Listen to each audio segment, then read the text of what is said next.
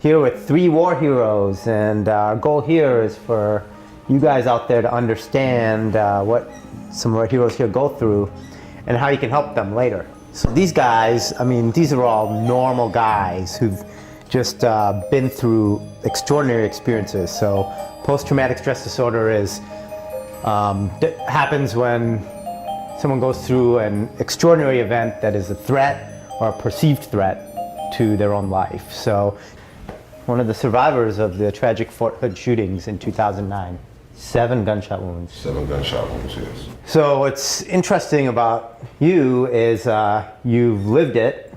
You've been through the gunshot wounds. You've been diagnosed with PTSD, post-traumatic stress disorder, and you treat TBI, traumatic brain injury, and you treat patients with that. It's a post-traumatic stress disorder, and you relive the traumatic event, and because of that, you're hyper-vigilant of your surrounding areas.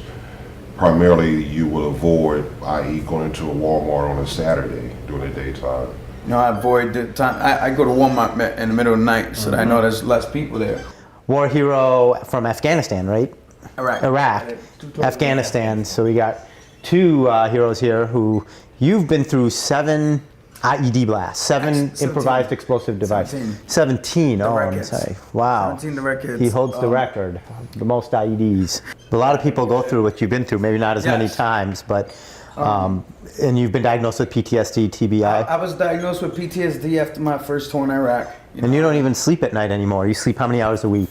Maybe about 2. 2 hours a week. Yes. That's crazy. Then we have Joe, who has been through 2 IEDs in Afghanistan. And lived to tell about it. 2 weeks apart. 2 weeks apart, and direct hit. Suffered a spinal cord injury and TBI and PTSD.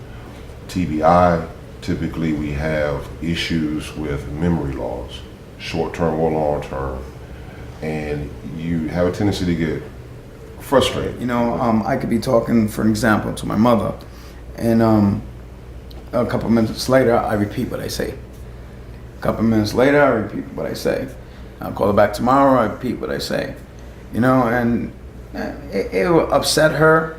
Not the way that she was mad at me, but the fact that, like, her son's, you know, injured. My wife, same thing, you know. Do you need people to have patience?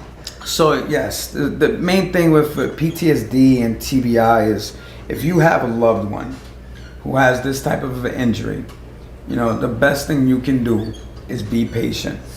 It's called, you know, give them space. Because then you get frustrated too by repeating yourself because you forget what you just told them. Right. Because you're not really thinking about what you're just saying. You're automatically you're thinking about a million different things at one time, and you don't realize that you just give them that piece of information. Right. And then you're like, oh, it just clicked again. Hey, and then I just tell you to call me tomorrow. And then, okay, I'm in space, because then you're already getting frustrated because people that don't really know how to approach you with it, you're like, hey, you already told me that 2 or 3 different times. Yeah. And then you can see that they're getting a little impatient with you, so now you're getting frustrated, and then your anxiety gets built up, and then that's when we went to the space. Like, that's what he means by just back off. And the pie is only so big, right? There's only so much money. How would you say is the best way to decide who gets how big of the pie? Because these are invisible wounds. It's hard. It's not like a heart attack where you can see it on an EKG, or a broken bone where you can see it on an X-ray. It's harder to diagnose. So how do you know this person needs more help than that person? Especially when some people don't even come forward with their symptoms. It's going to be different on every case, and every situation is going to be a little different. When I came home with TBI, I forgot how to read, write. I forgot my social security number, my name. My wife had to do everything for me. But you have to realize that you have individuals like the 4 of us that are sitting here today that put our life on the line 365, 24/7, 52. We don't get a day off. And as military personnel, we know when we deploy in a time of war, we're not going to come back the same way we left. We know this. We know what's on the line. And when we come back, we have accepted that we're not coming back technically a whole person, and be it mentally or physically. Because without the veterans, there's no freedom. We don't have anything. No, freedom is Yeah. not free. Yeah. Comes with a price of Yep. blood. It's showing appreciation. It's been the most amazing thing that I had. And then all of a sudden I come down these stairs and at an airport and there's all these people with flags and shaking my hand and thanking me for my service. And it's like, I don't even know these people and Yeah. they're thanking me. And But it was a simple thing. It was a blanket, and on this blanket it had embroidered "Thank you," and then for your service, it had American flags all over it. Because that was the only blanket I had for like a week or two. you know, the way I look at it is, you know, I could talk about my story and I can make you cry and make you feel depressed. And I don't want to do that. I don't want to do that. You know what I'm saying? I could deal with my own depression. Yeah. You know what I'm saying? And the way I deal with it, I deal with it with humor. If I can't have a good day, I try to make you have a good day. Right. So maybe I tell you about the time that we was driving down, you know, by the wall of Nineveh. You know what I'm saying? And the wall of Nineveh, Yeah. this is a biblical, you Yeah, know, wall. yeah. It's a biblical city, you know, the city of Missoula.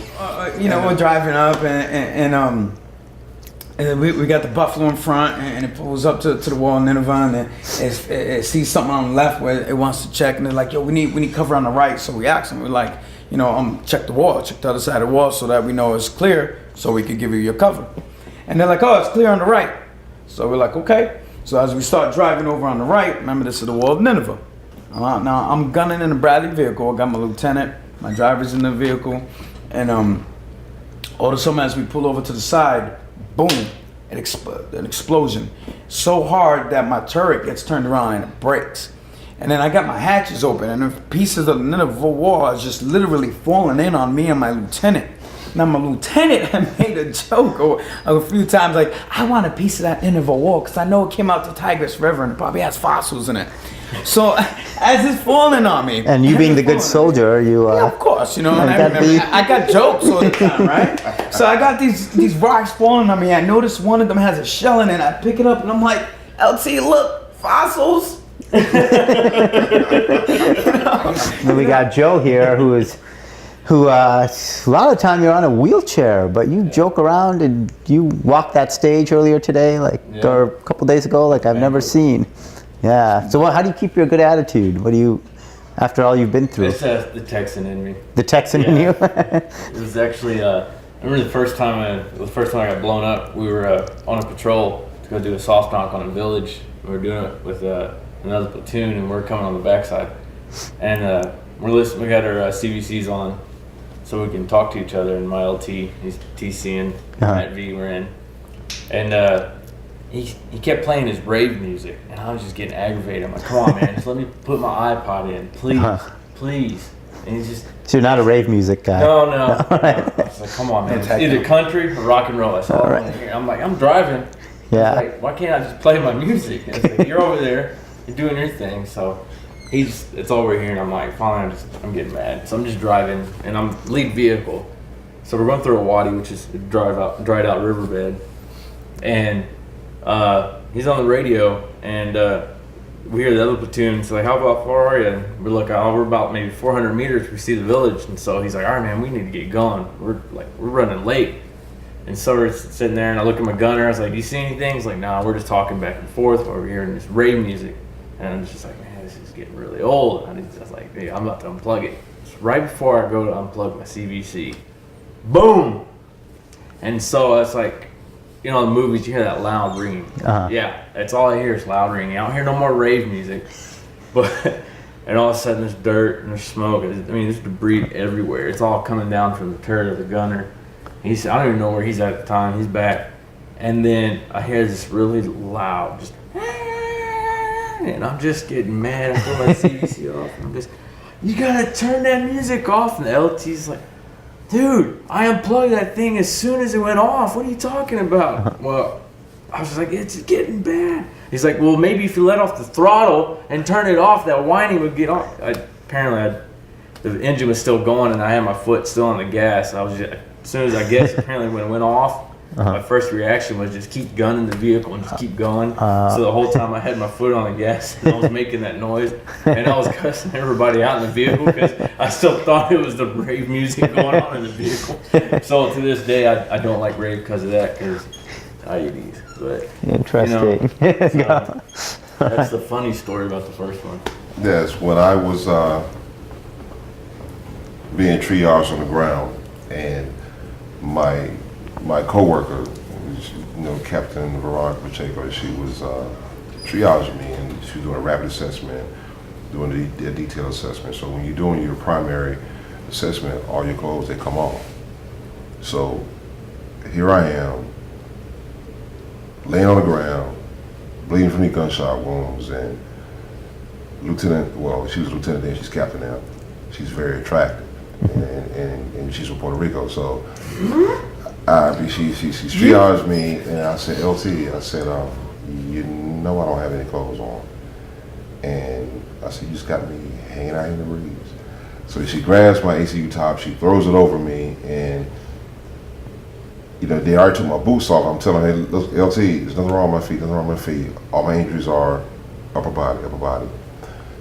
And when they take my socks off, I'm very, very ticklish. I'm sensitive about my feet because out of all these deployments, going through the tunnels, my feet look like I climb trees barefoot. I mean, they jacked up. Meanwhile, you have 7 gunshot wounds. 7 gunshot wounds. And they take my socks off, and I'm very ticklish, and I start laughing. So LT looking at the other medic, other nurse working on me, and it's like, you're laughing, and you're bleeding, and you're in an inch of your life, and you're laughing, and I'm very ticklish. So I'm like, yeah, I mean, I told you to leave my feet alone, I'm on my feet. So, I tell people in there, like, you're really telling us that you was laughing, you was hit 7 times, bleeding profusely from your head, and still taking fire, and you're laughing. And I was like, yes, there is humor in tragedy. So Lessons learned. yeah. All right. Thank you, guys. You're awesome. It was awesome. It was an honor taking care of guys like you. The battle continues.